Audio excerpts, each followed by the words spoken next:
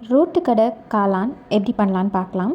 ஒரு பவுலில் சின்ன சின்னதாக நறுக்கின மஷ்ரூம்ஸை ஆட் பண்ணிக்கோங்க. அது கூட குட்டி குட்டியாக நறுக்கின கேபேஜ், ஆனியன், இது கூட 1 டேபிள் ஸ்பூன் கார்ன்ஃப்ளவர் மாவு, 2 டேபிள் ஸ்பூன் அரிசி மாவு அண்ட் 1 டேபிள் ஸ்பூன் மைதா மாவு, தேவையான அளவு உப்பு, இஞ்சி பூண்டு paste, garam masala and 1 table spoon மிளகாத்தூள். இது எல்லாத்தையும் தண்ணி ஊற்றாமல் நல்லா பிசைஞ்சு எடுத்துக்கோங்க. எல்லாம் ஒட்டாமல் உதிரியாக தனித்தனியாக இருக்குன்னா கொஞ்சோண்டு கார்ன்ஃப்ளவர் மாவு ஆட் பண்ணிக்கோங்க. வானலில் எண்ணெய் ஊற்றி எண்ணெய் காஞ்சதுக்கப்புறம் இதை சின்ன சின்னதாக உருட்டி பக்கோடா மாதிரி போட்டு எடுத்துக்கோங்க.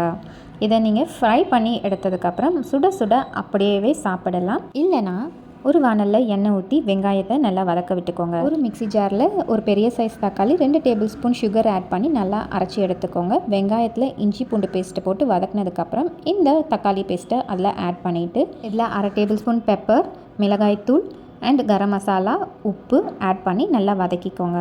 ஒரு பவுலில் 2 டேபிள் ஸ்பூன் கார்ன்ஃப்ளவர் மாவை ஆட் பண்ணி 1/2 டம்ளர் தண்ணி ஊற்றி நல்லா கலக்கி விட்டுட்டு இதில் ஆட் பண்ணி மிக்ஸ் பண்ணி விட்டுக்கோங்க. ஒரு 1/2 கிளாஸ் தண்ணி ஊற்றி கலக்கிட்டு நம்ம ஃப்ரை பண்ணி வச்சுருக்க மஷ்ரூம்ஸை இதில் ஆட் பண்ணி கிண்டி விட்டுக்கோங்க. நம்மளோட ரோட் சைட் காளான் ரெடி. கார்னிஷிங்க்கு ஆனியன் அண்ட் கார்ன் சிப்ஸை ஆட் பண்ணி சர்வ் பண்ணிங்கன்னா அருமையாக இருக்கும். 5 நிமிஷத்தில் எல்லாமே காலியாகிடும். இந்த வீடியோ உங்களுக்கு பிடிச்சிருந்ததுன்னா மறக்காமல் என் சேனலை சப்ஸ்கிரைப் பண்ணிவிடுங்க.